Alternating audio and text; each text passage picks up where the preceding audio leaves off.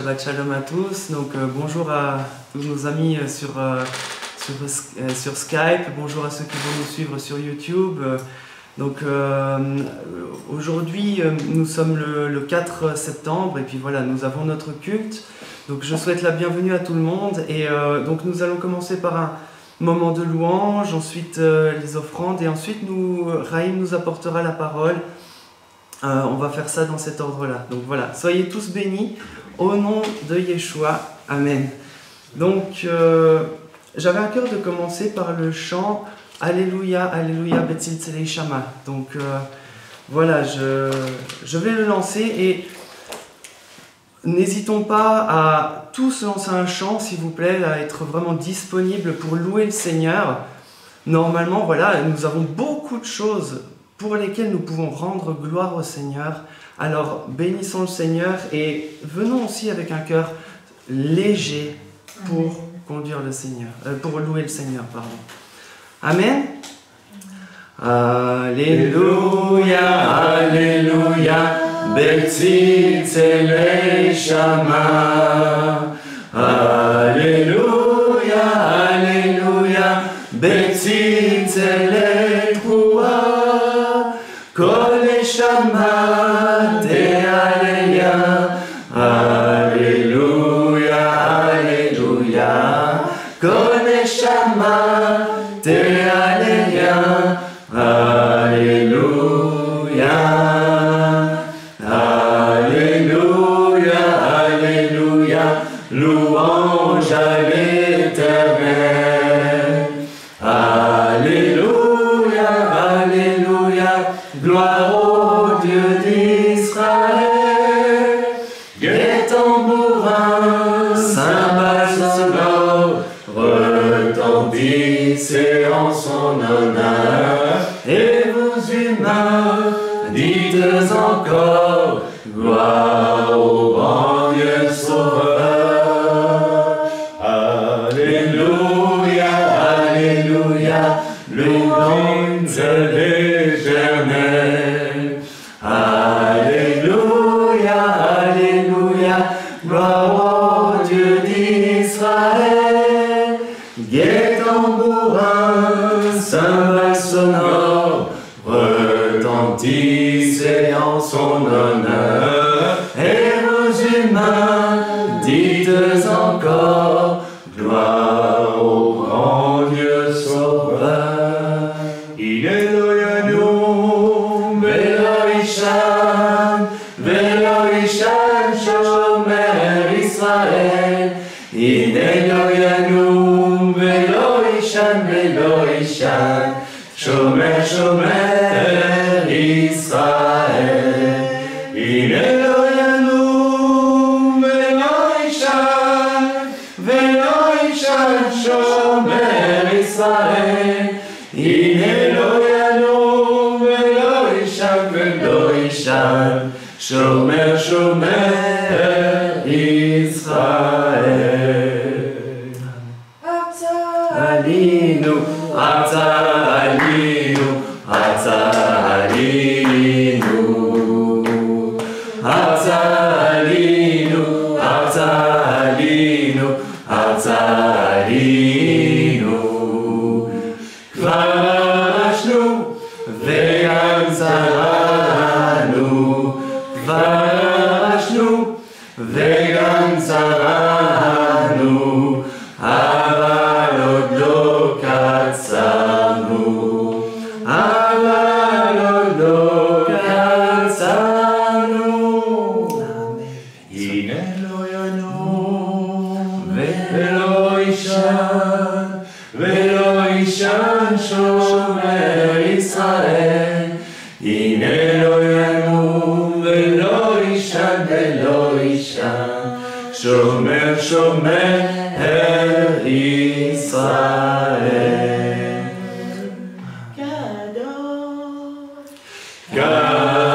Kadosh, Kadosh, Kadosh, Kadosh,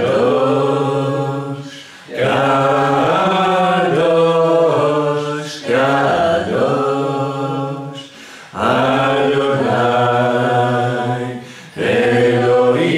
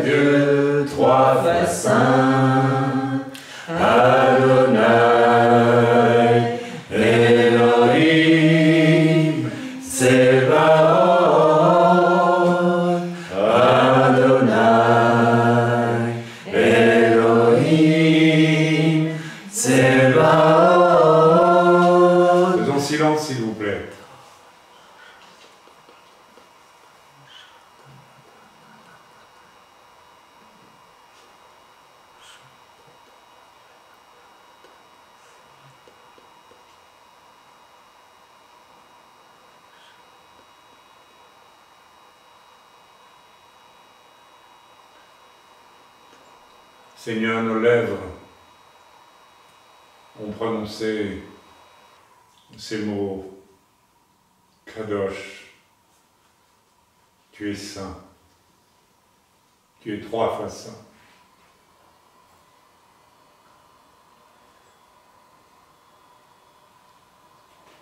Seigneur, que ne trouve dans nos cœurs rien qui contredise ce que nos lèvres te disent.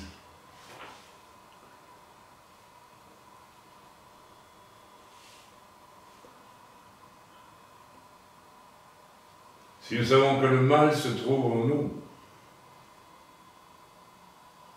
aussi loin soit-il dans le passé, et que nous chantions « Tu es saint, tu es 3 fois saint », nous sommes menteurs. Seigneur, moi je m'incline. Tu connais ma nature d'homme imparfaite. Mais je me tiens devant toi.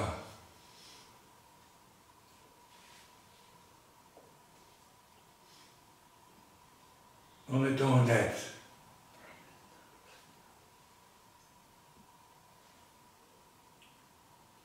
Merci pour ceux qui nomment le péché et n'essayent pas de l'améliorer parce qu'ils poursuivent un but qui n'a rien à voir avec toi, Père, qui n'a rien à voir avec ce que toi tu souhaites.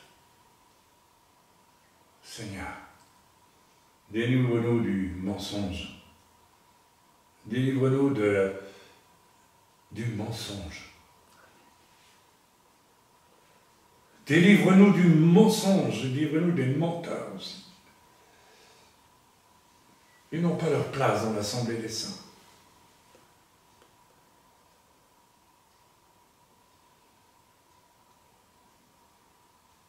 Certes, nous sommes pécheurs, mais repentants, mais honnêtes, lorsqu'il le faut.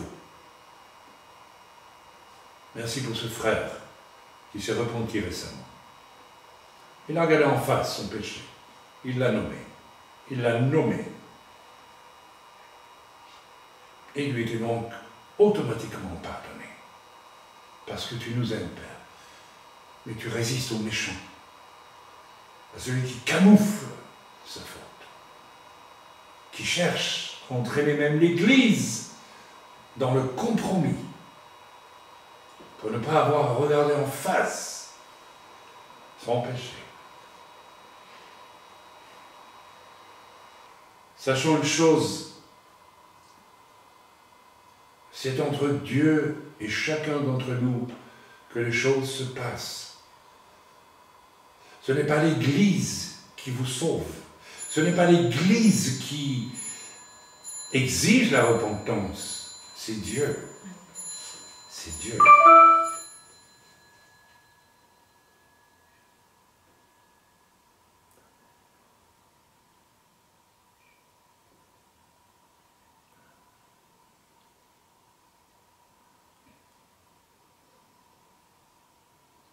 En ce moment même, là où tu te trouves, décide de trancher ce qui doit être tranché, que tu sais être mauvais. Et vis-à-vis de quoi tu ne te détermines pas, vraiment.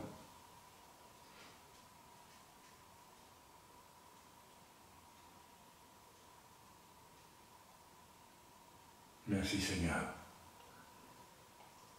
Merci Seigneur.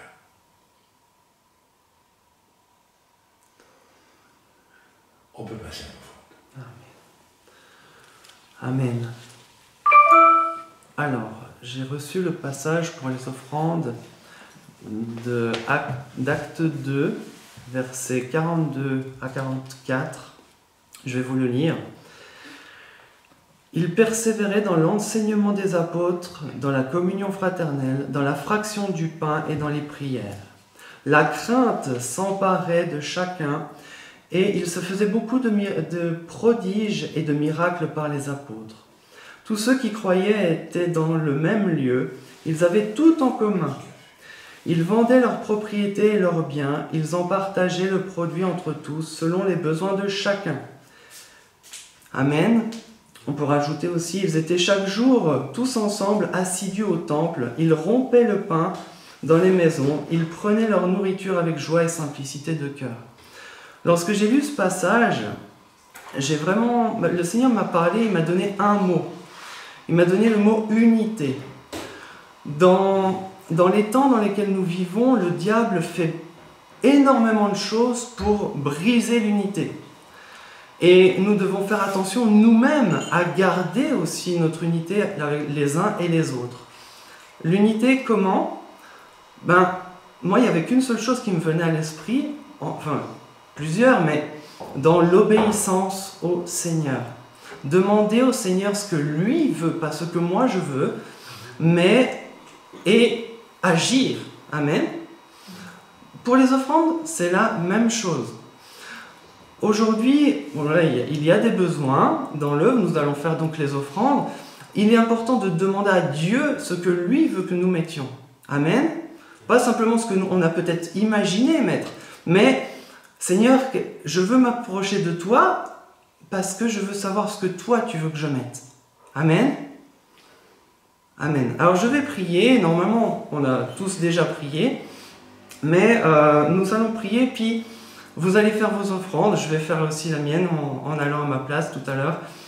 Amen. Seigneur, au nom de Jésus, je veux te rendre grâce et te remercier parce que tu es un Dieu fidèle et ô combien nous voyons que tu pourvois toujours à nos besoins et parfois même en avance. Nous l'avons encore vu aujourd'hui, Seigneur, et je veux te rendre grâce et te remercier. Je veux te remettre ces offrandes, Seigneur, pour que tu nous parles à chacun d'entre nous et que tu nous montres, s'il te plaît, Seigneur, ce que tu attends de nous aujourd'hui, Seigneur, car nous voulons faire ta volonté, Seigneur. Au nom de Yeshua, merci de nous parler et de nous montrer, s'il te plaît. Au nom de Jésus, Amen. Amen. Bon, ici, la droite de gauche, c'est pour le refuge, celle de droite, c'est pour l'offrande. Amen. Je dois le contrat avec toutes les Oui. ici. Amen. Moi, c'est l'offrande habituelle. Ne bouge pas.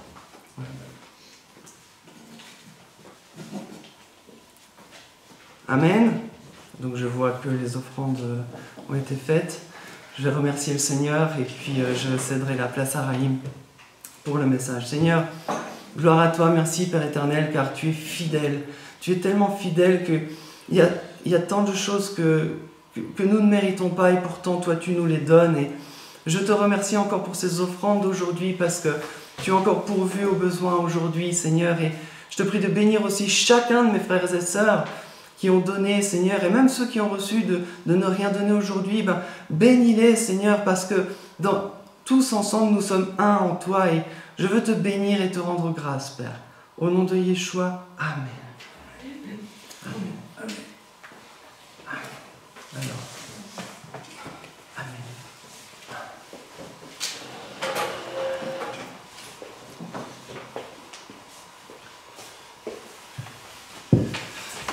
Amen. Voilà, voilà, voilà. Eh bien, je pourrais déjà m'arrêter là aujourd'hui et ne pas prêcher parce que Samuel ne s'en est peut-être pas rendu compte, mais il a résumé tout mon message. Il est très simple. Ce que Dieu attend de nous, c'est de l'obéissance. Et dans le domaine du péché, l'obéissance consiste à se démarquer du péché et pas de l'améliorer. Il y a cette chose abominable qui montre que quelque chose de très grave, quand nous voulons pas vraiment trancher avec le mal, le péché dans nos vies, ben nous voulons arranger les choses. Ça signifie que par-dessous, il y a des motivations souvent très charnelles, et voilà, je n'en dirai pas plus, qui cherchent à être satisfaites. Alors on ne le dit pas au grand jour, mais en réalité, il y a des motivations qui ne sont pas justes, ou plutôt qui ne doivent pas permettre que l'on arrange les choses avec le péché. Alors s'il vous plaît, faites ce que vous voulez, mais sachez une chose, ceux qui sont concernés par ce problème, vous êtes en train de faire un choix. Et vous ne pourrez pas dire, quand vous paraîtrez devant Dieu, je ne savais pas. Dieu vous dira, tu as fait ton choix librement. C'est tout. Il n'y a pas de compromis possible dans la maison de Dieu. Là, on découvre du péché. On n'améliore pas le péché. N'est-ce pas? On n'améliore pas. On s'en détache violemment, résolument, même si c'est très dur, même si c'est difficile. Mais on doit le faire. Bien, on n'a pas le choix. Et si vous ne le faites pas, ben écoutez, vous aurez fait votre choix et vous devrez en subir les conséquences. Point barre, c'est tout. Hein, voilà. C'est vrai dans le monde aussi. Dans le monde, la loi vous dit ne vole pas si tu voles, ou bien si tu t'enivres et que tu prends le volant et que tu tues quelqu'un, ben tu es coupable. Point barre, c'est fini. Alors je sais bien qu'aujourd'hui, de plus en plus, il y a toujours des circonstances atténuantes. Parce qu'on est dans une culture ambiante du rien n'est grave, tout est possible, et puis on y va comme ça. Une culture basée sur la recherche du plaisir. Quand les gens ne veulent pas trancher par rapport au péché, c'est qu'il y a du plaisir quelque part dont ils ne veulent pas se priver. Vous avez des personnes, j'en ai vu, avec un état d'esprit très mondain dans l'Église, et qui amène une corruption. Quel est le péché qui... Parce que ça, c'est la manifestation de ce que la personne est spirituellement. Eh bien, c'est l'amour des mondanités, l'amour des flatteries, l'amour de... Voilà. Enfin voilà, je n'en dis pas plus. Écoutez, je pense qu'à un moment donné, on est tous responsables, tous seuls devant Dieu de nos choix. Et un pasteur ne peut pas faire ce que vous ne voulez pas faire. Il ne le fera pas pour vous. Ne comptez pas sur moi pour bricoler un arrangement quand vos vies sont manifestées comme étant vie de péché. Point barre. Ou vous solutionnez vous-même la chose, ou bien, voilà. Bien, nous allons lire... n'est-ce pas, deux grands passages dans l'Écriture aujourd'hui. Dans 1 Corinthiens 12, nous allons lire tout le chapitre, et nous lirons ensuite le chapitre numéro 13. Ce sont deux chapitres d'une richesse phénoménale, mais nous allons en extraire les choses que le Saint-Esprit souhaite que nous... sur lesquelles le Saint-Esprit souhaite que nous ayons le regard aujourd'hui. Amen. Donc on va lire ça. Pour ce qui concerne les dons spirituels, pardonnez-moi, je vais boire un peu parce que j'ai le hoquet. Oh là là. Les dons spirituels, le parler en langue, la prophétie, la traduction, etc., etc., etc., le don de guérison, des miracles, le don de foi, le discernement des esprits, je crois que j'ai dit à peu près tout, la parole de sagesse et la parole de connaissance. Voilà, je les ai tous les 9. Ces dons spirituels, je ne veux pas, frères, que vous soyez dans l'ignorance. Donc, Paul ne voulait pas que les frères, quand il dit frères, Paul était juif, il s'adressait en fait aux hommes et aux femmes. N'est-ce pas? C'était encore l'époque où les femmes étaient soumises à leur mari. Et donc, lorsque l'apôtre Paul parle aux frères, il parle à tout le monde. C'est juste une petite remarque que je fais ici pour bien vous démontrer que les dons spirituels ne sont pas pour quelques ministères clés dans le début de l'Église pour affermir l'Église. C'est ce que certains disent. Dont, il faut bien le reconnaître, n'est-ce pas, l'auteur de la Bible que nous lisons, soit nous lisons la seconde en général, ou bien la révisée à la Colombe, qui d'après mon épouse est la moins mauvaise de toutes les traductions, parce qu'une traduction est toujours imparfaite, n'est-ce pas, du grec au français, et puis du grec, il faut remonter à l'hébreu parfois, pour ce qui est de la première alliance en tout cas, donc c'est toujours imparfait. Mais dans la Bible MacArthur, que je trouve très bonne au demeurant, bien, il y a affirmation que les dons spirituels sont arrêtés, n'est-ce pas, et on le sous-entend très bien dans le discours des gens de ce milieu, c'est les milieux au fond d'arbistes, hein, ça vient de ces milieux-là, aux États-Unis, peut-être les milieux baptistes aussi, je n'ai pas fait une recherche, plutôt baptistes qui refusent les dons de l'esprit. Donc ils disent que les dons de l'esprit ont été, c'est sous-jacent dans leur discours, donnés aux apôtres pour établir l'autorité de l'Église au début. C'est complètement faux, parce que déjà ici, vous voyez, il dit « je ne veux pas frère ». Donc c'est pas que pour les apôtres, c'est pour tout le monde. Que vous soyez dans l'ignorance, et que dans l'ignorance des dons, vous devez les connaître. N'est-ce pas? Ici, Paul insiste. Et il ne dit pas « jusqu'à ce que l'Église soit fermement établie sur la terre ». Il ne dit pas cela. Personne ne l'a jamais dit.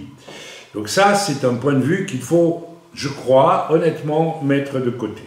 Vous savez que lorsque vous étiez païen, vous vous laissiez entraîner vers les idoles muettes. N'est-ce pas? Rappelez-vous, dans l'Antiquité, eh bien, il y avait des temples, des statues représentant des dieux auxquels on faisait des offrandes, dans les temples desquels on pouvait se prostituer, et les prostituées sacrées, enfin, il y avait tout cela, et aujourd'hui, il y a encore, partout sur la planète, des temples avec des statues, des idoles, et il y en a dans les églises catholiques, mais il y en a chez les bouddhistes, il y en a partout, il y a même en Corée du Nord, il y a une immense statue de Kim Lim, je ne sais pas comment, le fondateur, devant lequel tout le monde doit aller s'incliner lorsque l'on fait une visite à Pyongyang, c'est ça le nom de la capitale, Pyongyang ou qu'importe. Vous vous laissiez entraîner vers les idoles muettes selon que vous étiez conduit, donc selon vos passions, selon votre désir. J'ai beaucoup parlé de ça jadis, je ne vais pas revenir dessus. C'est pourquoi je vous déclare que personne, s'il parle par l'Esprit de Dieu, ne dit « Jésus est anathème » et que personne ne peut dire « Jésus est le Seigneur » si ce n'est par le Saint-Esprit. Ok? Il y a diversité de dons, mais le même esprit. Donc il y a diversité de dons, mais le même esprit. Je dirais l'esprit de Christ et l'esprit du Saint-Esprit, puisque c'est ce qui est dit juste avant, n'est-ce pas? Or, à chacun, la manifestation de l'esprit est donnée pour... Ah non, pardonnez-moi. Il y a diversité de dons, donc il y a une pluralité. Il y a 9 dons qui sont répartis, pas tous sur un apôtre ou deux, ou l'un ou l'autre prophète, mais sur le corps en général. Donc, je m'étonne d'ailleurs toujours et de plus en plus de voir que les chrétiens, chez nous comme ailleurs, je ne sais pas, peut-être ailleurs c'est pas le cas, ne cherchent pas les dons spirituels. Ils sont baptisés, ils prient en langue, ça suffit. Mais mes amis, mais c'est rien, c'est un 9e des dons spirituels. Mais bon, je ne vais pas revenir dessus. Voilà. Si les gens n'ont pas d'appétit pour les choses de Dieu, c'est dommage. C'est des choses offertes par Dieu et on n'en veut pas. Ça montre déjà qu'il y a quand même quelque chose de problématique au fond de nous-mêmes, la plupart des cas. Donc il y a, Jésus est voilà, il y a diversité de dons, mais le même esprit, donc c'est le Saint-Esprit, d'accord? le même Seigneur, c'est Dieu, le même Dieu. Diversité d'opérations, mais le même Dieu qui crée tout en tous. C'est très clair. Il y a diversité de dons et il y a un seul Dieu qui est le même pour tous et qui distribue les dons, lui. C'est très important.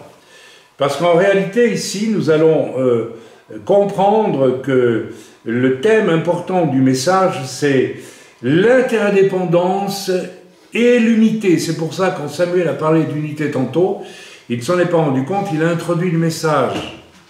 Mais l'unité ne signifie pas être tous ensemble au même endroit, le même jour, à la même heure. Non, pas du tout. L'unité est spirituelle. Déjà, si les dons de l'esprit n'existent pas du tout, alors que vous êtes dans une assemblée où les dons de l'esprit existent, il y a quelque chose qui manque. Il faut le chercher, mes amis. Il faut le chercher. Et il faut croire que Dieu est capable de vous baptiser du Saint-Esprit, n'importe où. Il l'a fait pour mon épouse, il l'a fait pour moi, il l'a fait pour d'autres. Je pense que Priscilla, elle a été baptisée du Saint-Esprit comme ça aussi, eux aussi, chez vous, hein, comme ça. Bon, alors, bien, on continue. Or, à chacun, la manifestation de l'Esprit est donnée pour l'utilité commune. Très important. Donc, les dons de l'Esprit ne sont pas donnés pour que nous ayons une médaille en plus chaque fois qu'on en a un nouveau, mais pour les autres, pour l'utilité commune. Et tout ça, nous allons le voir dans la deuxième lecture de 1 Corinthiens, tout ça est possible seulement si nous sommes baignés, je dirais, arrosés de l'amour de Dieu, qui va animer ce désir d'utiliser les dons de l'Esprit pour les autres.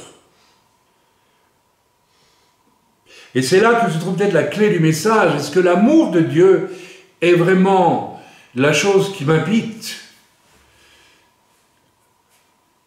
Quand j'observe certains chrétiens, entre guillemets, je dis non, il n'y a aucun amour en eux. Mais aucun amour. Vous savez, il suffit de voir les comportements des gens par rapport à un conjoint, par rapport à des enfants, par rapport à une famille, par rapport à... Alors on peut faire son devoir en apparence, vous voyez ce que je veux dire? Mais à un moment donné, on va voir si vous aimez les vôtres, si vous êtes préoccupé d'eux. Et on va voir si vous êtes préoccupé de l'Église aussi. Vos comportements vont vous identifier. On va voir si vous aimez l'Église. Si quelqu'un vient passivement à une réunion de prière, comme ça c'est vu, et puis ne bronche pas, et pendant que les autres prient, pense à ses cornichons, ou à ses tomates, ou à que sais-je d'autre, et qu'on lui dit, mais enfin, oh, mais moi j'ai pas la passion de la prière. Oh là, vous vous rendez compte? Vous dites ça en public? Vous dites, ben, j'aime pas Dieu, et j'aime pas l'Église. C'est aussi simple que ça. Il n'y a pas d'amour. Donc, évidemment que Dieu ne va jamais vous donner non plus, ou activer les dons de l'Esprit dans votre vie. Puis, de toute façon, vous ne l'aimez pas. Vous n'aimez ni Dieu ni les autres. Je vous rappelle quand même que le commandement central de la loi, Yeshua l'a déclaré, tu aimeras le Seigneur de tout ton cœur et ton prochain comme toi-même. Alors, je ne vais pas refaire un cours sur la conversion. Tant que je ne suis pas sauvé et passé par une repentance, je ne peux pas aimer Dieu. Qu'est-ce qui fait que j'aime Dieu? C'est lorsque j'ai pris conscience de ma misère profonde et que je crie à Dieu pour être sauvé, que par amour, Dieu vient vers moi me sauver, m'inonde de son amour. Alors, je vais me mettre aussi à aimer Dieu. Mais on ne peut pas aimer Dieu si on n'est pas né de nouveau, c'est impossible. Alors vous en savez assez sur vos vies, vous savez très bien ce que vous aimez et comment vous aimez. Je ne vais quand même pas vous l'expliquer d'une façon détaillée. Chacun d'entre nous le sait. Il sait où il en est. Chacun sait où il en est. Montrez-moi comment vous aimez les vôtres. Et je saurai si vous aimez. C'est pas difficile. Il y a des gens, on dirait qu'ils ont une famille, mais tiens, oui, ma famille est là. Bon, tiens, il y a un drame. Oh ben voilà, il y a un drame. Et puis c'est tout, ça s'arrête là, on va pas plus loin. Pas concerné. Oh là là. Continuons. En effet, à l'un est donné par l'Esprit une parole de sagesse, à un autre une parole de connaissance. Je vous signale que dans une réunion, normalement, tous les dons spirituels devraient, or généralement, qui donne des prophéties? Oui, mais vous me dites, toi, mais vous devriez être effondré et dire, mais quand est-ce que je vais m'y mettre? Vous êtes aussi sauvés par grâce. S'il vous plaît, tâchez d'aimer un peu plus les autres, et peut-être même d'aimer votre pasteur, et pas attendre que lui soit toujours en train de donner des prophéties, ou des paroles de connaissance, ou des paroles de sagesse, mais vous aussi, vous devez les donner. Vous aussi, vous avez la responsabilité de l'Église. J'aimerais vraiment, vraiment tirer un immense signal d'alarme. Vous êtes responsable de l'Église autant que moi. Chassez de votre esprit cette idée, le responsable de l'Église, c'est celui qui prêche. Non, mes amis. Vous êtes autant responsable de l'Église que moi, puisque Dieu donne des dons spirituels à tous. Et si vous ne les manifestez pas, vous décidez, moi, je ne suis pas responsable de l'Église. C'est un manque d'amour pour Dieu. C'est un manque de maturité. C'est un manque de... C'est le signe d'un infantilisme religieux. C'est le pasteur qui est responsable. Non! Quand vous paraîtrez devant Dieu, je ne serai pas là pour vous défendre. Ou pour dire, il a bien fait ça ou ça. Dieu me dira, tu te tais, tu n'as rien à dire là-dedans. C'est entre eux et moi. Je vais juger, moi, comment ils ont été dans l'Église. Si néanmoins, ils font partie de l'Église. Donc, s'il vous plaît, je lance cet appel, mais recherchez les dons spirituels, surtout si vous êtes baptisé dans l'Esprit. Vous avez le devoir de chercher, de demander à Dieu qu'il vous donne d'autres dons que le parler en langue. C'est juste le départ, ça. Vous êtes responsable de l'Église aussi. Vous êtes aussi responsable de la personne qui est à côté de vous et qui a peut-être besoin d'une parole de connaissance ou d'une parole de sagesse ou d'un discernement des esprits ou d'une prophétie ou d'une traduction de la prophétie. Mais vous dites, non, ce n'est pas mon problème, c'est le problème du pasteur. Non, non, vous devez changer cet état d'esprit, s'il vous plaît.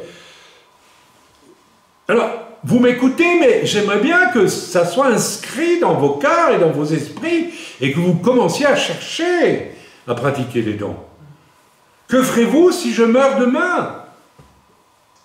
Vous regarderez les uns les autres et qui c'est qui va prendre la charge là? Mais c'est vous tous qui avez la charge. Vous n'avez pas encore compris ça, vous avez tous la charge de l'Église. Vous pourriez dire Amen peut-être. Vous avez tous la charge de l'Église. Et il y en a certains qui m'envoient des rapports de prière où ils me disent, j'ai eu à cœur de prier pour un tel et pour un tel. C'est très bien. Mais il faut aller plus loin que ça. Il y a les dons de l'esprit qui devraient être manifestés pendant les cultes. Et généralement, ce n'est pas le cas. À un autre, une parole de connaissance selon le même esprit. À un autre, la foi par le même esprit. Quand je me rends compte qu'au niveau des offrandes, ceux qui parfois gèrent les offrandes manquent de foi, et alors qu'est-ce qu'on voit? On voit les factures qui s'accumulent, n'est-ce pas? Alors quelqu'un vient avec vraiment de la foi, et il dit, voilà, il y a tel problème, paf, en 5 minutes c'est réglé. Vous avez déjà remarqué ça? Mais si vous n'agissez, faites pas les choses avec foi dans le domaine où vous œuvrez dans l'Église, ben ça ne marchera pas. Nous n'avons pas besoin de, comment on appelle ça, des coachs ou des gens comme ça. Vous savez ce que c'est tout. Le monde vous propose maintenant une foultitude de psychologues, de conseillers qui vous disent comment il faut parler, comment il faut faire pour obtenir ceci, pour obtenir cela. Mais c'est une contrefaçon de la foi. La foi transporte des montagnes.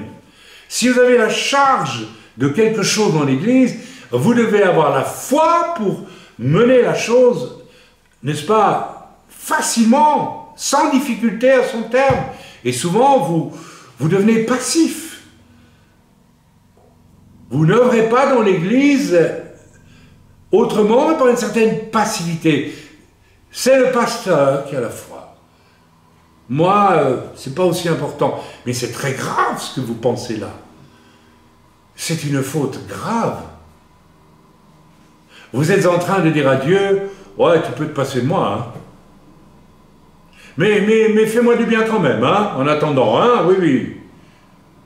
Mes amis, il y a quelque chose qui ne va pas là-dedans. Il y a quelque chose qui est faux. Quelque chose qui est égoïste. Très égoïste. Et on mesure la beauté, la qualité, le niveau d'une assemblée chrétienne, d'une œuvre chrétienne à son niveau de générosité. Je parle de la foi ici. La foi. Un autre, le don de guérison, par le même esprit. Un autre, le don d'opérer des miracles. Un autre, la prophétie. Un autre, le discernement des esprits. Je veux dire quelque chose. Très souvent, quand il y a quelque chose que l'on discerne, que je discerne chez quelqu'un, vous me dites, ah oui, moi je l'ai vu aussi. Tiens, pourquoi vous m'en avez pas parlé en premier? Vous voyez? Vous vous retranchez toujours derrière quelqu'un qui doit penser pour vous, décider pour vous, alors que vous savez les choses. C'est un égoïsme profond. Il faut savoir, si vous discernez, le discernement des esprits, je discerne qu'il y a quelque chose de faux, ou de menteur, voilà, une personne peut tomber dans un désordre, et vous le discernez, vous ne pouvez pas rester avec ce discernement comme ça et attendre quoi? Que ce soit le pasteur qui s'en rende compte, mais votre responsabilité, Dieu vous demandera les comptes, il vous dira, vous saviez qu'il y avait un problème, vous n'avez rien dit, vous êtes coupable devant Dieu.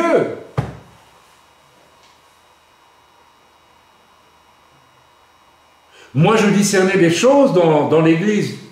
Mais j'ai honte de devoir dire ça, à peine converti, figurez-vous. Ma femme est témoin. Je n'avais jamais accusé la personne. J'avais trouvé le pasteur, j'ai dit, écoute, je sais pas, mais il me semble qu'en priant... Et il me disait, oui, t'as raison. T'as raison, on va l'interpeller. Mais si vous dites jamais rien...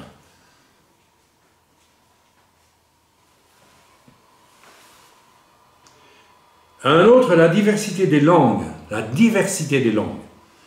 Un autre, l'interprétation des langues. Un seul et même esprit opère toutes ces choses, les distribuant à chacun en particulier comme il le veut. L'esprit distribue à chacun, à vous, à moi, comme il le veut, l'esprit. Mais il faut au moins le chercher. Si vous vous dites, ça y est, je suis baptisé du Saint-Esprit, je parle en langue, stop. Laisse-moi tranquille, Seigneur. D'accord, vous n'aurez plus rien. Je ne suis pas en train de vous dire que vous pouvez recevoir tous les dons de l'Esprit. Je n'en sais rien, moi. Je ne sais pas du tout ce que Dieu peut vous donner à chacun. C'est tellement personnel. Et c'est ça qui est magnifique. Et c'est ça qui manque aujourd'hui de manière terrifiante. Les gens n'ont plus de personnalité, n'ont plus de personnalité spirituelle. Ils ne veulent plus chercher Dieu de tout leur cœur. Seigneur, de quel don veux-tu, j'allais dire m'affubler, c'est pas affubler, veux-tu me doter pour que je puisse te servir mieux, que je puisse servir mes frères, que je puisse servir l'Église, que je puisse te servir, Seigneur. Mes amis, vous avez une responsabilité cruciale ce matin, il faut vraiment faire attention à ce que Dieu vous dit. Vous ne pouvez pas continuer à vivre comme ça. Ce n'est pas seulement votre couple, vos enfants, votre petit foyer, ceci, cela, j'ai déjà dit 100 fois, tout ça sont des cadeaux de Dieu, mais ce n'est pas l'essentiel. Vous ne devez pas vivre cette espèce d'égoïsme finalement qui fait que vous n'êtes pas disponible pour Dieu en fait, tout au fond. Ok? J'espère que ça vous parle. Parce que le thème du message de ce matin, je n'ai pas encore fini de lire le chapitre 12, on va tout lire. C'est l'interdépendance, nous dépendons les uns des autres. Et on ne dépend pas seulement d'un homme ou de deux hommes dans une église. Parfois, il y a le pasteur qui, lui, s'est rendu disponible, et alors Dieu l'utilise, et il y a parfois une personne un petit peu, ou deux un petit peu. Non, c'est tout le monde. L'interdépendance, ce n'est pas avec une personne, c'est avec tout le monde. Interdépendance, à l'intérieur, tous. Tous doivent dépendre de vous. Si Dieu veut vous utiliser pour une parole de connaissance ou une prophétie ou quoi que ce soit d'autre, un don spirituel quel qu'il soit, ça veut dire que Dieu compte sur vous pour l'Église. Si vous ne le faites pas, parce que vous êtes coincé dans votre petit confort, il n'y a pas d'interdépendance. L'Église ne vit pas, elle n'existe pas. Elle est un corps lourd, pesant, mais ce n'est pas un corps qui vit. C'est une Église qui est en train de mourir. Amen. C'est une Église qui est en train de mourir, et c'est nous qui la faisons mourir. C'est vous qui la faites mourir. Parce que vous n'avez pas soif de recevoir le maximum de Dieu par la foi. La foi n'est quasiment plus existante aujourd'hui, c'est terrifiant. Et c'est vrai dans nombre d'assemblées. On veut être sauvé, tranquille, pépère, ça va, très bien, on ne va pas plus loin. Mais mes amis, c'est une aberration, c'est un non-sens. C'est un non-sens.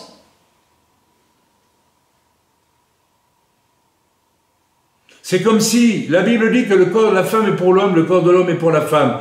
C'est comme si vous étiez mariés, puis que vous disiez, votre femme vous dit, bon écoute, maintenant j'ai eu 2 enfants, stop, on arrête, hein, fini.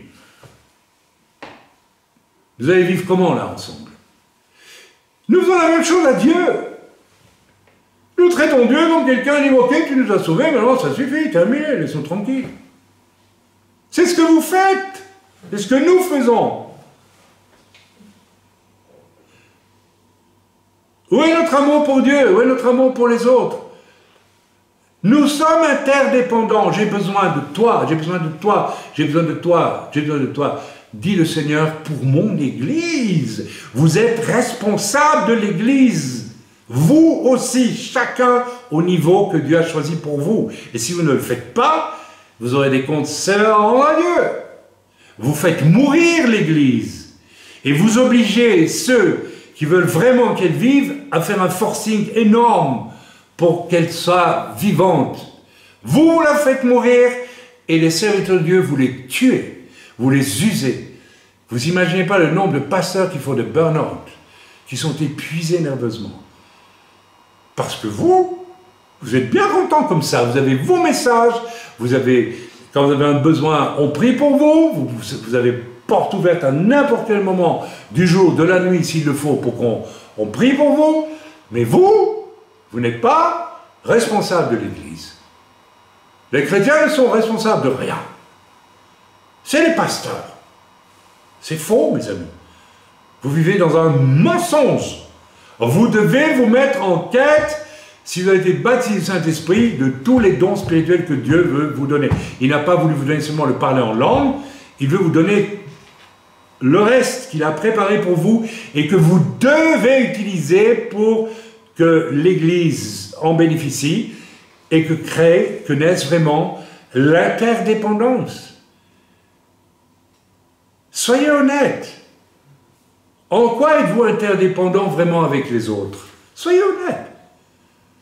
À partir des dons de l'Esprit.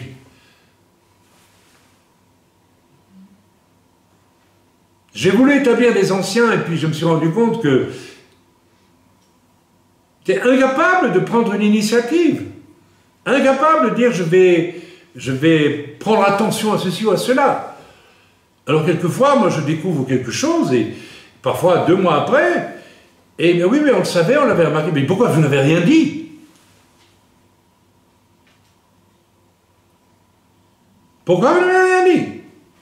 Parce que vous estimez que vous n'êtes pas responsable de l'Église. Vous vivez dans une famille qu'on appelle l'Église, mais vous n'en êtes pas responsable. C'est complètement aberrant, en fait. Allez au fond des choses. Allez au fond des choses. Revenons au verset 11 du chapitre 12 de 1 Corinthiens. Ça va être long ce matin, je vous préviens. Un seul et même esprit opère toutes ces choses, les distribuant à chacun en particulier comme il veut.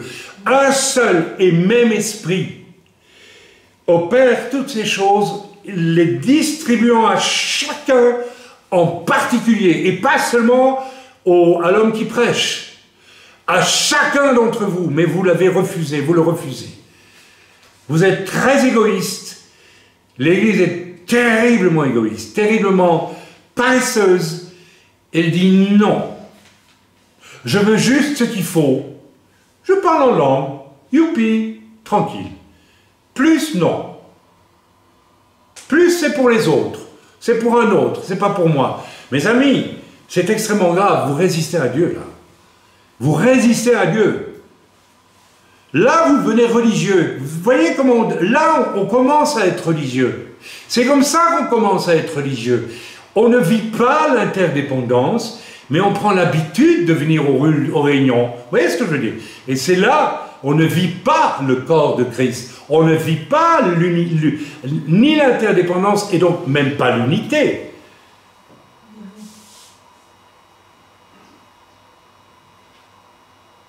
S'il n'y a pas d'interdépendance, ben, il n'y a même pas d'unité. Il y a une fausse unité. Il y a une unité par défaut.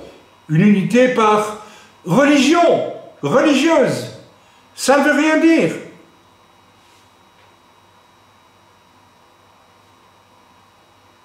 Ma femme et moi sommes interdépendants. Si nous décidons...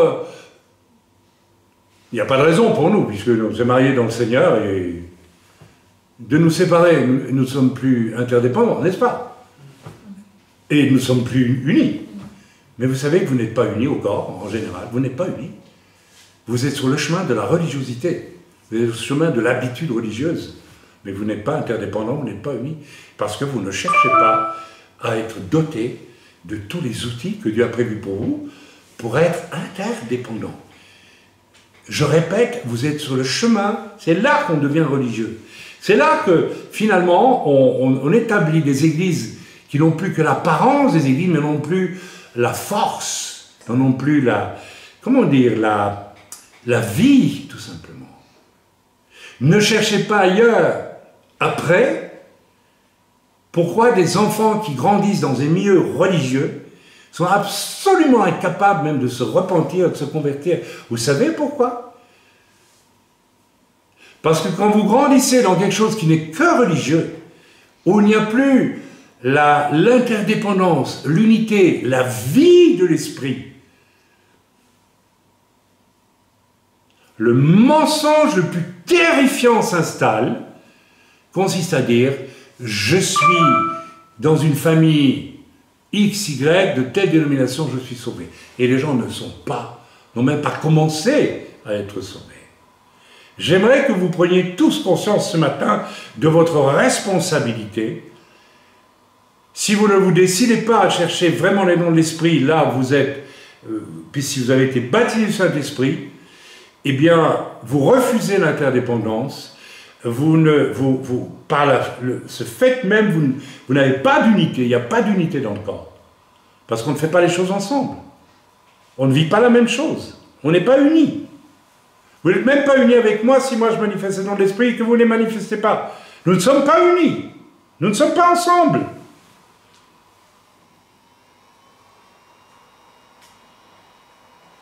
Vous me regardez?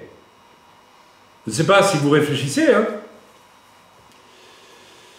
Car comme le corps est un et a plusieurs membres, et comme tous les membres du corps, malgré leur nombre, ne forment qu'un seul corps, voyez,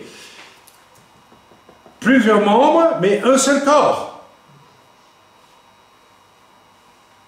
Nous avons tous en effet été baptisés dans un seul esprit pour former un seul corps, soit juif, soit grec, soit esclave, soit libre, et nous avons tous été abreuvés d'un seul esprit. Ainsi, le corps n'est pas un seul membre, mais il est formé de plusieurs membres. Si le pied disait « parce que je ne suis pas une main, je ne suis pas du corps », ne serait-il pas du corps pour cela? Ici, l'apôtre Paul parle à des gens qui sont censés être tous remplis du Saint-Esprit. Et l'apôtre Paul, ici, il dénonce la tendance orgueilleuse, dont je vais parler d'ailleurs, de certains, à dire « mais moi, à moi tout seul, je suis l'Église ». Vous avez des gens comme ça. Et ce sont des gens qui, un jour ou l'autre, vont quitter l'Église pour faire une secte ou quelque chose. Je rappelle que c'est très important. Un homme de Dieu ne peut pas s'établir tout seul. Je ne me suis pas établi tout seul dans un ministère il y a 37 ans. J'ai été appelé au ministère par plusieurs hommes de Dieu. Et mon ministère a été confirmé pendant 37 ans à plusieurs reprises, partout, à plusieurs endroits où je suis allé dans le monde. Et c'est bien que mon ministère a été confirmé, a été reconnu. C'est pas moi tout seul qui me suis bombardé un jour, pasteur ou tout ce que vous voulez. Je voulais même pas servir Dieu. J'avais même pas ce désir. Enfin, pas servir Dieu. Je voulais être diacre, moi, et pouvoir aux besoins de l'Église. Je donnais la moitié de mon salaire pour... oui, c'est la vérité, parce que j'aimais faire ça. Pour acheter des chaises, faire ceci, faire cela. J'ai jamais pensé un instant que je serais serviteur de Dieu. Et c'est peut-être pour ça que Dieu m'a appelé, d'ailleurs. Continuons. Ainsi, le corps n'est pas un seulement, etc. Et si l'oreille dit, parce que je ne suis pas un œil, je ne suis pas du corps, vous voyez, il y a des chrétiens qui sont, je ne sais pas moi, diacres, et qui voudraient être apôtres. Alors ils disent, voilà, moi je ne suis pas du corps parce qu'en réalité je ne suis pas un diacre, je suis un apôtre, mais on ne m'a pas encore reconnu. Vous connaissez ce genre de discours, c'est très courant aujourd'hui. Alors comme on ne me reconnaît pas, eh bien je vais aller voir ailleurs. Vous voyez, donc je brise l'unité du corps et je commence à voyager, à faire n'importe quoi. Et je passe parfois une vie entière à circuler à gauche et à droite parce que j'étais un œil mais je voulais être une oreille. Voilà, j'étais jaloux. Je voulais avoir une position qui n'est pas celle que Dieu m'a donnée. L'humilité, mes amis. L'humilité. Voilà, si tout le corps était œil, où serait l'ouïe, hein? D'accord. S'il était tout ouïe, où serait l'odorat? Maintenant, Dieu a placé chacun des membres dans le corps comme il l'a voulu. Bien.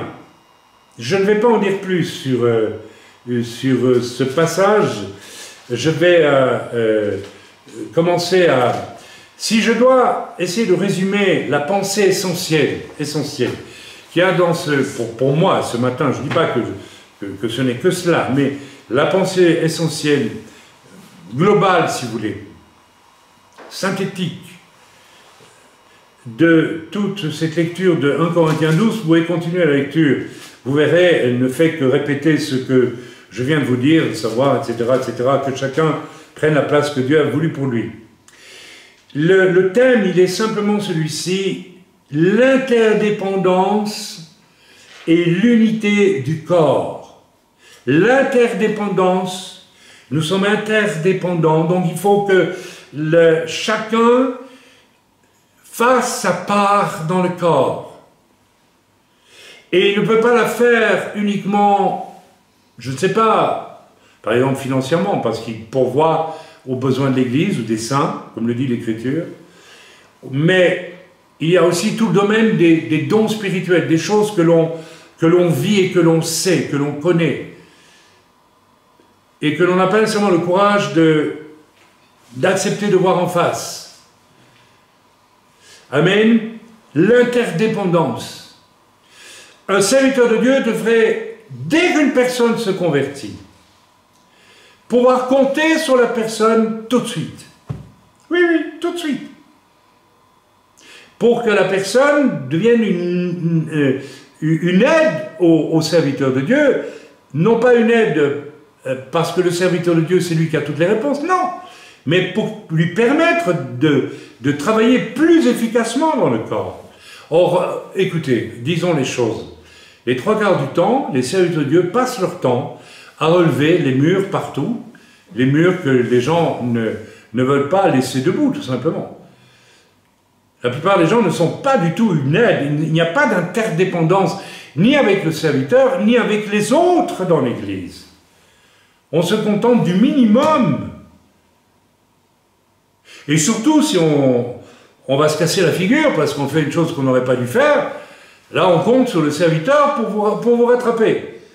Alors qu'en fait, lorsque vous péchez, mes amis, c'est pas contre moi que vous péchez. C'est contre Dieu. Le jour où vous péchez, repentez-vous auprès de Dieu. Il y a des personnes qui viennent me trouver pour dire j'ai fait ça, etc. Je dis mais pourquoi tu viens me dire ça à moi? Parce que Non, je ne vais pas rentrer dans les détails, mais parfois il y a des intentions très déguisées dans tout ça. Si tu pêches, tu t'arranges avec Dieu. C'est lui que tu offenses. Tu offenses peut-être l'Église quand elle découvre, mais l'Église, elle n'est pas là pour te juger. Elle n'est pas là pour juger. À un certain point, lorsque les comportements deviennent extrêmement nocifs pour autrui, on est obligé de faire quelque chose. On ne peut pas non plus éternellement, n'est-ce pas, laisser faire tout et n'importe quoi, eu égard à la morale de l'Église. Parce que ça existe quand même. L'interdépendance, on va s'arrêter là-dessus. Mes amis, il n'y a pas d'unité, je viens de le démontrer largement dans la première partie du message, sans une interdépendance. Si nous ne sommes pas interdépendants, nous flottons chacun de notre côté, nous venons peut-être au culte, nous venons aux réunions, mais nous ne sommes pas unis, parce que nous ne sommes pas interdépendants. Il n'y a pas d'unité. Il n'y a peut-être pas de dispute, il n'y a peut-être pas de séparation, il n'y a peut-être pas de division, mais il n'y a pas d'unité. L'unité, c'est l'Esprit de Dieu qui flambe parmi nous, qui la donne. Ça n'a pas l'air de vous faire réagir, mais j'aimerais que vous arrêtiez d'être mutique et de vous dire, mais là, il y a un problème dans ma vie. Un vrai problème, un énorme problème. Je ne sais pas combien d'entre vous vont réagir au message que je suis en train de donner ce matin. Je sais que certains ne réagiront pas. Parce que vous êtes déjà des religieux. Vous n'êtes pas unis au corps. Vous êtes unis à une apparence religieuse, mais vous n'êtes pas unis au corps. Le corps de Christ, c'est l'ensemble des hommes et des femmes qui ont un amour incandescent pour Dieu et cherchent sa volonté d'abord et avant tout, et se réjouissent que Dieu les ait remplis de l'Esprit, et sont affamés, assoiffés de dire, mais quels sont les autres dons de l'Esprit que tu veux me donner, Seigneur, pour que je puisse les utiliser pour le bien commun. Donc si je n'ai pas le désir du bien commun, en quoi je suis uni à l'Église? Je ne suis pas uni à l'Église. Je suis tout seul dans mon petit coin, et je m'agglutine au cours des cultes, passivement, et je crois que ça va comme ça. Non, tu n'es pas un avec l'Église. L'unité de l'Église est quelque chose qui doit se vivre par l'Esprit de Dieu, jour après jour, heure après heure. Heure après heure. Lorsque je vous dis qu'il y a... Je vous donne un appel solennel hier. On va faire absolument prier pour certaines personnes qui ne sont pas nées de nouveau. Je suis sûr que vous le savez. Tous. Pourquoi vous ne me le dites jamais? Vous voyez, vous ne bougez même pas. Pourquoi vous ne me dites pas, Chaim, moi j'ai à cœur compris pour telle personne parce que je vois bien qu'elle n'est pas sauvée. Vous savez pourquoi? Parce que vous ne les aimez pas, c'est tout. Là, je vous interpelle. Hein. Ne venez pas me dire que vous ne voyez pas très bien, parfois, chez certaines personnes, qu'elles ne sont pas sauvées. Vous ne le voyez pas? Qui oserait dire qu'il ne l'a jamais vu? Répondez-moi, levez la main ceux qui disent « j'ai jamais vu » ou « j'ai vu ». Levez la main ceux qui osent me dire « oui, je sais, je vois bien qu'il y a certaines personnes qui ne sont pas sauvées ». Levez la main, une main levée, deux mains levées, trois mains levées, quatre mains levées. Ici, c'est 4 mains levées, 5, 6, 7, 8. Ok, pourquoi dans un élan d'amour n'êtes-vous jamais venu vers moi pour me dire, frère, il faudrait compris pour cette personne, tu vois bien qu'elle n'est pas sauvée. Pourquoi? Vous savez pourquoi? Aucun de vous ne l'a fait. Parce que vous êtes devenu religieux, vous croyez que c'est le pasteur qui doit tout faire, et vous n'avez aucune raison d'être responsable de rien. Vous n'aimez pas les autres. Il n'y a pas d'interdépendance. Vous vivez avec un pasteur pour qu'il vous améliore toujours un peu plus. Ça tourne qu'autour de vous, en fait. Mais si vous aimiez les autres, vous voyez qu'ils ne sont pas sauvés. Vous voyez qu'ils sont dans un moment difficile. Pourquoi vous ne m'en parlez pas en me disant avec amour? avec amour, avec... Il faudrait qu'on prie pour cette personne, tu ne crois pas? Je dirais bravo, magnifique, je ne suis pas le seul à le voir. Vous avez presque tous levé la main, là. Personne n'est jamais venu me trouver en me disant, mais telle personne, si, ma femme le fait, ma femme le fait. Oui, ma femme le fait.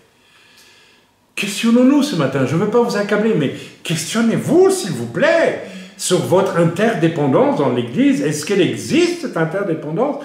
Elle existe très peu, en fait. Il faut le voir en face. Donc, il n'y a pas d'unité. Il y a un fantôme d'unité. Vous me comprenez? C'est une unité d'apparence. Mais il n'y a pas une unité, puisqu'on n'est pas concerné par les mêmes choses. Je n'entends pas un seul amen. Donc je me dis que tout ça, ça passe comme rien du tout. Vous savez, on peut arrêter même le message, si vous voulez. Oui, mais je prêche ces choses depuis des années, et je n'entends jamais un amen, oui, c'est vrai, tu as raison, rien. Vous êtes dans... C'est terrible ce silence, ce terrible silence. Bon, je continue. Le fait est que si Dieu... Oui, donc je reviens, il n'y a pas d'unité sans interdépendance. Et il n'y a pas non plus d'interdépendance sans unité. Il n'y a pas d'unité sans interdépendance, il y a une unité fantomatique, et il n'y a pas non plus d'interdépendance sans unité. Parce que quand on est interdépendant, qu'on aime les autres, qu'on aime Dieu, on va être un. L'un va recevoir une parole de connaissance, l'un autre chose, l'autre un avertissement de Dieu, que sais-je d'autre. Nous voyons que tout le monde aime Dieu et aime l'Église, et ça donne une unité. Mais quand il n'y a pas ça, il n'y a pas d'unité. Et s'il n'y a pas d'unité, il y aura encore moins d'interdépendance. En d'autres termes, si nous ne recherchons pas l'interdépendance, nous n'aurons pas d'unité et nous aurons encore moins d'interdépendance. C'est-à-dire que ça deviendra de moins en moins interdépendant et de plus en plus fantomatique. L'Église devient un fantôme, devient une religion. On adhère, mais on ne vit plus rien, en fait, ou très peu de choses. Soyez honnêtes, soyez honnêtes. Qui m'a proposé en Suisse un programme d'évangélisation qui tenait vraiment la route? Jérusalem, la même chose.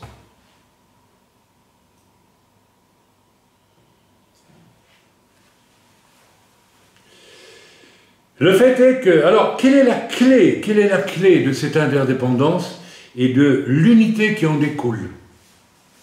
Vous êtes d'accord avec moi qu'on ne peut pas unir deux choses qui ne dépendent pas l'une de l'autre?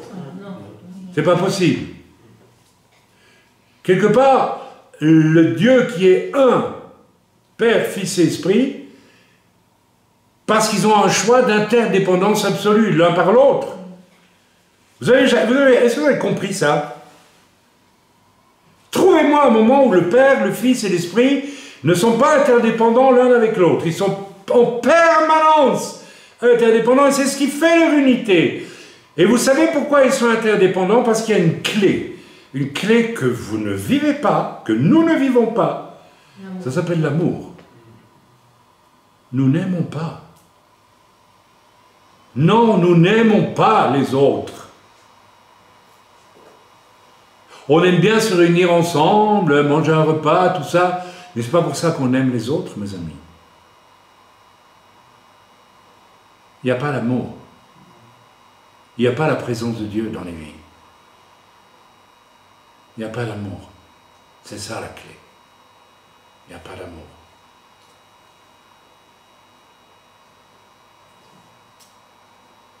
On est religieux sans amour pour Dieu ni pour les autres. Donc on n'est pas interdépendant. On se contente de peu et ça va bien comme ça. Ça s'appelle comment? De l'égoïsme pur et simple. Ça s'appelle de l'égoïsme pur et simple. Soyons honnêtes ce matin. La plupart d'entre nous, nous sommes très égoïstes. En fait. Le fait est que si Dieu ne fait naître de nouveau dans l'Église Non, pardon. Le fait est que si Dieu me fait naître de nouveau dans l'Église, c'est-à-dire, je nais de nouveau dans une Église en particulier, et si je m'adresse à ceux qui quittent les Églises trop facilement, sans raison, si le Dieu me fait naître dans une Église, de nouveau dans une Église à un endroit précis, en tant que membre, c'est que Dieu a un plan précis dans cette Église-là, et non pas ailleurs. Et le plan précis signifie aussi que tu vas devenir interdépendant des autres. C'est-à-dire que tu vas dépendre des autres pour ta progression spirituelle, et les autres vont aussi dépendre de toi.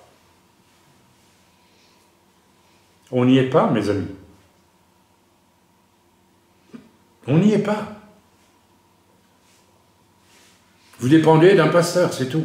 Vous avez fait ce choix. Ce n'est pas moi qui vous l'ai imposé. Je vous ai montré l'exemple pendant 37 années, certains. Seulement, c'est plus facile de vivre comme ça.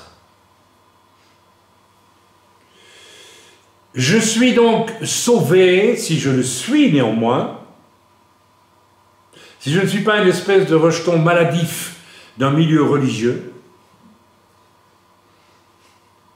On sait aujourd'hui ce que c'est qu'un milieu religieux, c'est un milieu où il n'y a pas d'interdépendance, où il n'y a pas d'amour, il n'y a pas la présence de Dieu.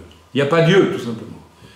Vous allez me dire quoi? On peut être dans une église chrétienne et que Dieu n'y soit pas. Je vous garantis qu'on peut être dans une église dite chrétienne et que Dieu n'y a pas sa place.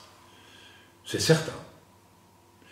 Regardez l'interdépendance, vous verrez si Dieu est présent. S'il n'y a pas d'interdépendance. Dieu me place dans une église pour m'instruire, pour me soumettre, n'est-ce pas, à des changements profonds nécessaires. C'est le cas de tous ceux qui viennent vraiment à Christ. Il y a des bouleversements qui doivent être faits parce que il y a des structures de pensée, il y a toutes sortes de choses, d'habitudes qui viennent du monde, qui ne sont pas compatibles avec l'Église et avec ce qu'elle doit vivre, qui doivent disparaître. Ça s'appelle une nouvelle naissance, n'est-ce pas? Ok. Alors, ça se passe quelquefois, et je préfère avoir quelqu'un de très compliqué, qui a des très mauvaises habitudes et même de péché, mais qui prend conscience qu'il est perdu et veut rentrer dans l'Église par la porte du salut en Jésus, et qui va commencer à devoir combattre, comme nous avons une sœur ici, qui d'elle-même a dit à un moment donné, mon problème c'est l'orgueil, je dois absolument être libéré de mon orgueil. Et elle a combattu, n'est-ce pas, pendant des mois pour ça, et elle en a été libérée de cet orgueil. Dieu l'a exaucée. Mais elle a fait ce qu'elle devait faire. Voilà, donc, bien. Pourquoi cette unité est-elle si souvent méprisée, détruite, au point que beaucoup quittent leurs églises? C'est extrêmement banal aujourd'hui de quitter son église. C'est terrible. On quitte son église, eh bien parce que tout simplement, on n'a jamais été interdépendant, ou parce qu'on a dit, comme le dit Paul ici, où Dieu compare chacun à un membre d'un corps.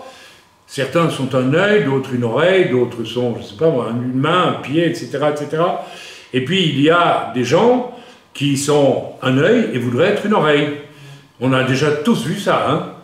C'est une des maladies les plus terribles que l'on rencontre chez certains chrétiens qui n'ont pas eu une nouvelle naissance qui mette vraiment à plat les choses dans leur vie. Alors la convoitise reste là, et je suis diacre, mais j'aimerais bien prêcher. Et donc je fais des pieds, des poings, je fais toutes sortes de... Et un jour, moi j'ai connu des gens, il y a plein de gens comme ça. On ne veut pas me donner la place que j'aimerais avoir dans l'église, donc je quitte l'église. Mes amis, ça c'est très grave. C'est extrêmement grave, parce que ça veut dire qu'on n'a pas même connu. Alors attention, je ne veux pas dire ici qu'il n'y a pas des cas où il faut malheureusement quitter une église. Je ne vais pas rentrer dans les détails de ça. Si un pasteur vit dans l'adultère et il reste, etc., vous ne pouvez pas rester dans cette église.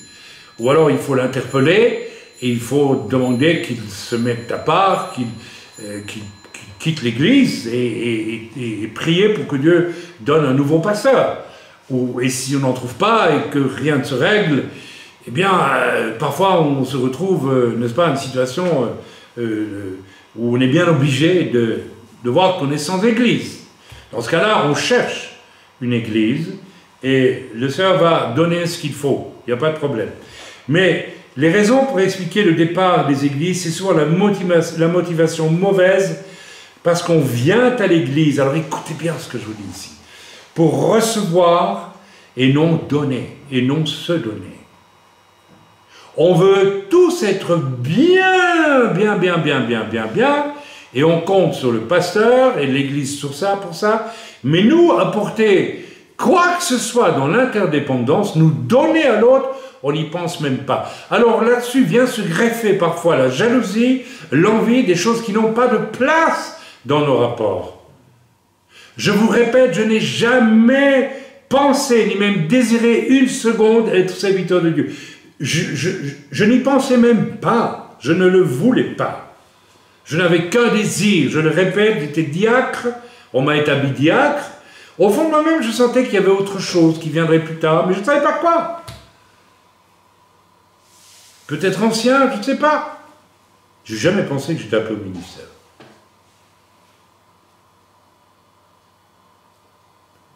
Et en réalité, à un moment donné, le ministère, il était là, parce que 2 pasteurs m'ont dit, mais voilà, tu es rentré dedans, on voit ton service. Tu sers le Seigneur, ça se voit, tu es un évangéliste. C'est tout. Je dis, ah bon, d'accord. Mais j'ai mis le titre de côté, et je dis, je vais continuer à aimer les âmes pour aller les trouver pour le salut. C'est ça qui était mon désir profond. Quel est ton désir profond? Quel est le désir profond de chacun d'entre nous quand vous venez à l'église? Qu'est-ce que vous venez y faire? Qu'est-ce que vous êtes durant la semaine? Quel est votre désir d'aimer? Comment est-ce que j'aime? Comment est-ce que j'aime Dieu? Comment est-ce que j'aime les âmes autour de moi? Est-ce que je les aime seulement? Est-ce que j'ai un peu d'amour? L'amour, c'est pas être tout le temps gentil, mignon, bobo, chocolat, petit sucre et tout. C'est pas ça, l'amour. L'amour, c'est aimer son prochain comme soi-même. J'étais perdu, je suis sauvé. Je souhaite que mon proche qui est perdu soit sauvé aussi. C'est le centre, c'est le cœur même du message de Jésus pour les hommes. Il n'y en a pas d'autre. La motivation mauvaise, on vient à l'église pour recevoir et non pour apprendre et pour se donner et donner. On vient à l'église pour apprendre. Et celui qui a envie de se donner, il va apprendre très vite. Vous savez à quoi je reconnais un véritable chrétien? C'est qu'il apprend très vite. Il y en a, au bout de 30 ans, ils n'ont encore rien appris. Là, je sais que je n'ai pas en face de moi un véritable enfant de Dieu. J'ai un religieux ou une religieuse. Ils n'apprennent rien, jamais. Celui qui vient à l'église parce qu'il veut apprendre, il ne veut pas apprendre juste pour apprendre. Il y a des gens qui veulent apprendre pour apprendre. Ah, je sais, c'est bien. Ah, je sais. Mais on s'en fiche de ce que tu sais ou tu ne sais pas. Tu apprends pour mieux travailler pour le Seigneur. Tu apprends pour mieux servir. Tu apprends pour mieux aimer. Il y a des gens, ils ont oh là là, c'est quasiment, ils ont tout compris, hein. On leur a expliqué toute la Bible, ils ont tout compris, ils ont tout appris, mais ils ne font rien. Ça sert à quoi? C'est le fameux coup classique dans les westerns avec John Ford, rappelez-vous, jadis, quand vous regardiez cela, vous aviez, n'est-ce pas, le sergent qui était sur le terrain depuis 30 ans et qui connaissait à fond toute la situation. Il savait comment faire pour empêcher que les Indiens massacrent les soldats, il savait exactement, il connaissait le terrain. Il avait appris pour préserver les autres. Alors arrivait un officier qui avait fait West Point. Il avait tout appris, mais il ne savait rien faire. Et il emmenait évidemment ces hommes, parce qu'il était le chef, au massacre. On connaît tous ce genre d'histoire. Mais vous, qu'est-ce que vous faites dans l'église? Vous faites West Point ou vous faites le sergent qui a appris pour sauver les autres, pour faire grandir les autres? Qui vous croyez que respectait les soldats dans ces deux cas-là? Jamais l'officier de West Point, mais le gars qui connaissait le terrain, qui savait comment, qui aimait ces hommes. La clé, mes amis, même dans un western comme ça, vous en avez tous vu, c'est l'amour. On n'apprend pas pour apprendre, on apprend pour mieux servir. Vous avez appris tant de choses, et vous avez servi mieux comment, où et pourquoi, et comment. Très souvent, rien du tout, ou un tout petit peu, ou à peine, ok? On refuse, sauf superficiellement, n'est-ce pas? Voilà, on refuse, sauf superficiellement, de se donner pleinement à Christ au travers de la Keila, de l'Église. L'Église, c'est cet univers qui appartient à Christ seul.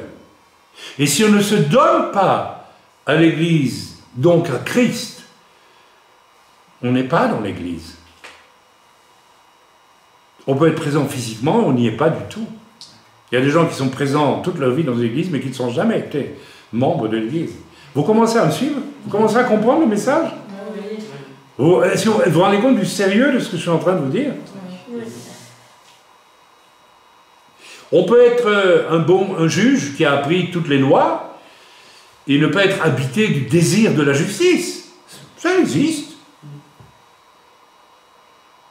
Plaise à Dieu que ça n'existe pas trop, mais ça peut exister.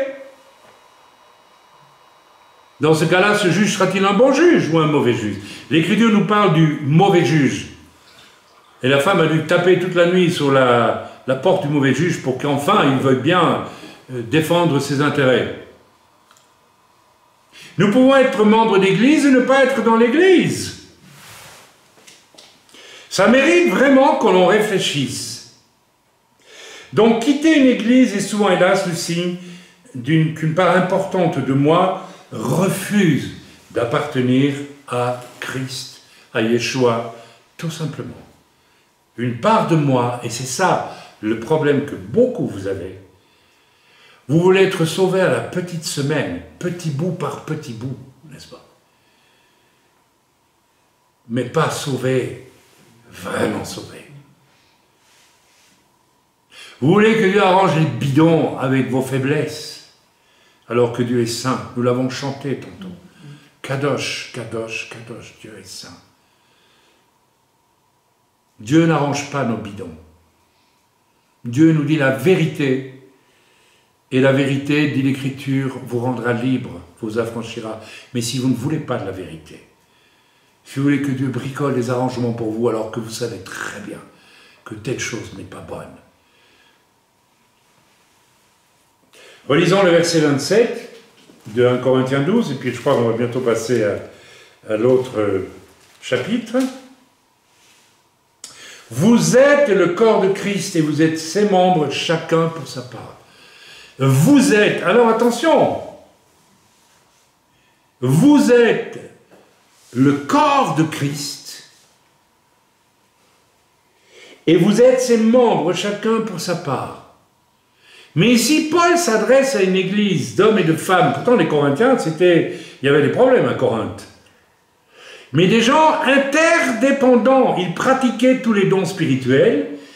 Il y avait le risque. Et c'est pourquoi nous allons lire le chapitre suivant qui parle de l'amour. Il y avait le risque que l'interdépendance disparaisse petit à petit à Corinthe, pour être remplacée par l'orgueil des uns et des autres, et l'Église aurait été détruite à la fin. Elle aurait été détruite.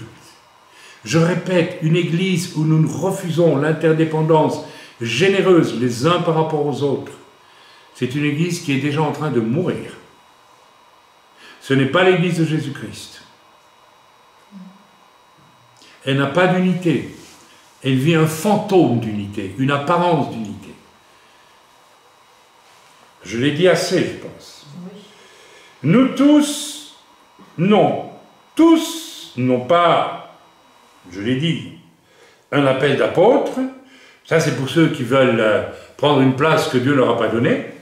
Mais dans le cas chez nous, je dirais que je crois qu'il n'y a personne qui cherche à prendre la place d'un ministère ou quoi, et c'est peut-être dommage. Que vous puissiez aspirer aussi, peut-être. Mais posez-vous la question, pourquoi est-ce que Dieu ne peut pas vraiment établir de ministère? Aujourd'hui, ça devient très difficile de trouver des hommes que Dieu peut établir dans le ministère. Très, très difficile. Extrêmement difficile. Voilà. Certainement, tout le monde n'a pas un appel d'apôtre, ou de pasteur, ou d'évangéliste, ou de prophète, ou de docteur. Mais chacun a une place unique, qui n'est pas celle du voisin et qui doit être vécue à fond. Si Dieu a pris la peine de vous sauver et de vous établir dans une église, c'est qu'il a un plan précis pour vous dans cette église. Amen. Amen. Et vous devez le vivre, ce plan. Vous ne pouvez pas vous contenter d'être là et puis c'est bien comme ça.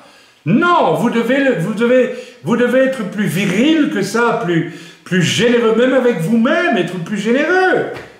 Puisque Dieu vous dit, je veux vous donner les dons, je veux que vous puissiez être utile pour l'autre, pour les autres autour de vous. Qu'est-ce que vous attendez? D'être généreux avec vous-même et avec les autres. Qu'est-ce que vous attendez pour tuer la baudruche de l'église fantôme? Mais nous devons être à l'école du Seigneur pour comprendre qui nous sommes pour lui. Et je vous le dis, celui qui aime l'Église, qui aime les autres, qui aime tout le monde, même les païens,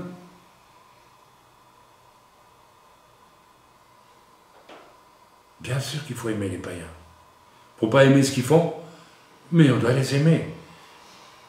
Et on reconnaît quelqu'un qui aime les païens, vous savez, on le reconnaît à quoi? Parce qu'il va vers les païens.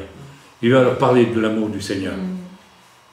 Quand l'avez-vous fait la dernière fois? Je vous pose la question. Je vous lance un défi. Vous n'aimez pas les païens. La plupart d'entre vous, vous ne les aimez pas. Ou un petit peu de temps en temps. Mais ce n'est pas un feu qui vous brûle. Moi, je suis malade à l'idée que je peux passer une semaine parce que je dois régler des tas de problèmes, de ne pas aller, n'est-ce pas, parler à des païens, même encore à des gens de ma famille qui ne sont pas sauvés. Ça devrait être quelque chose qui brûle en nous. Vous savez, dans le temple à Yerushalayim, il y avait une lumière qui brillait jour et nuit. Les catholiques ont repris ce principe, il y a une lumière qui brûle dans l'église catholique jour et nuit, n'est-ce pas? C'est censé représenter la présence de Dieu. Et c'est une présence continue, mes amis. Dieu, c'est l'amour. Dieu est amour. Dieu est amour. Dieu n'est pas un Dieu qui aime. Il est plus que ça. Il est l'amour. Et cet amour est omniprésent. Et cet amour doit être omniprésent dans nos vies. La lumière ne s'éteignait jamais dans le temple. La présence de Dieu ne s'éteint jamais. Elle ne diminue jamais. Et nous devons chercher, écoutez bien ce que je vous dis, à vivre le plus près possible en intensité de rapport avec cet amour-là. Nous devons brûler d'amour les uns pour les autres et pour les âmes autour de nous, les perdus autour de nous. Autrement, nous sommes un fantôme. Nous ne sommes pas. Celui qui n'aime pas est un fantôme. Tu souffles la lumière dans le temple, il n'y a plus rien, il y a les ténèbres. Celui qui n'aime pas vit dans les ténèbres. Même s'il s'affuble d'une apparence religieuse, il vit dans le noir. Et il est dans le noir de ses passions, souvent. De ses passions même parfois les plus primaires. Et rien d'autre. Terrifiant.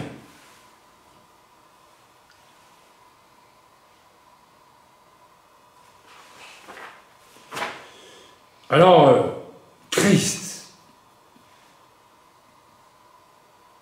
au centre, la lumière qui brille dans le temple, Christ, jour et nuit, l'Esprit de Dieu, jour et nuit sur moi, à tout moment.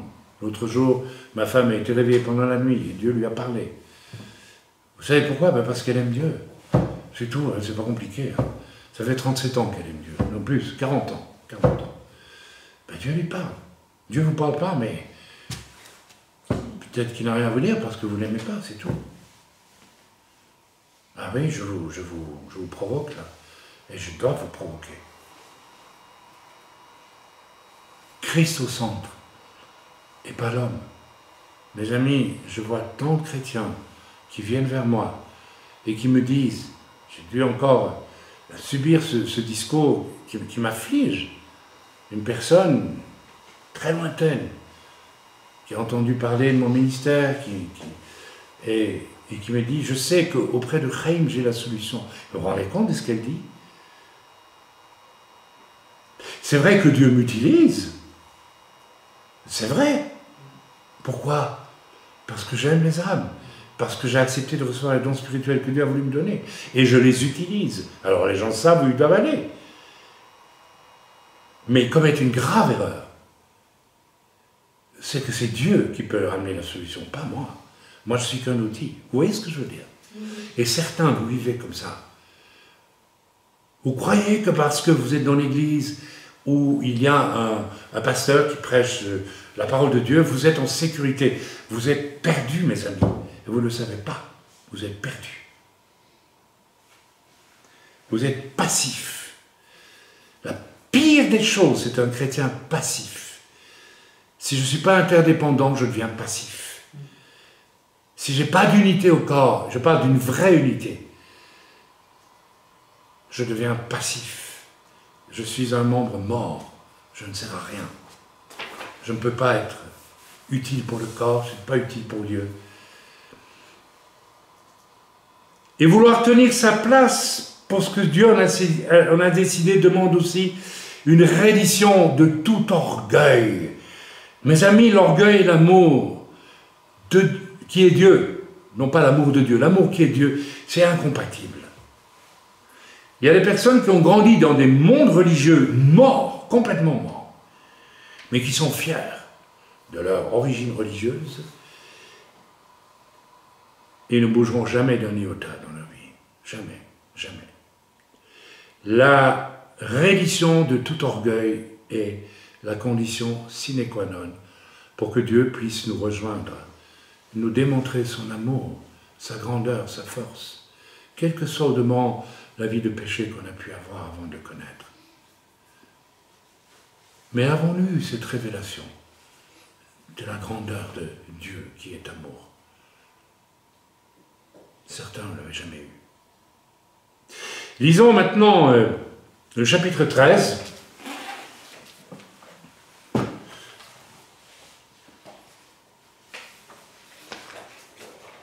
Non, vous savez ce que je vais faire? Je vais m'arrêter là ce matin. Et je reprendrai peut-être le chapitre 13 la semaine prochaine, parce qu'il nous parle d'une chose absolument... Je vais peut-être lire les premières strophes au chapitre 13 de 1 Corinthiens, et nous parlerons de ça la semaine prochaine. Bien que j'en ai déjà parlé. Quand je parlerai les langues des hommes et des anges, vous vous rendez compte? Je crois que nous sommes loin tous de parler les langues des hommes, toutes les langues des hommes et les langues des anges. Le baptême du Saint-Esprit, c'est nous permet de parler des langues étrangères, oui, et ça doit être traduit dans l'Église, parce que Dieu parle à l'Église de cette façon. Il y a aussi question du langage des hommes. Les langues des hommes, ça veut dire que les anges, pour louer Dieu, ont une langue. Je ne sais pas s'ils parlent en hébreu ou dans la langue des anges. L'Écriture nous parle de la langue des anges. J'ai connu des moments de louange extraordinaires où nous sentions que les anges étaient avec nous. Nous avons connu ça dans il y a des années. Il y avait un niveau à l'époque exceptionnel.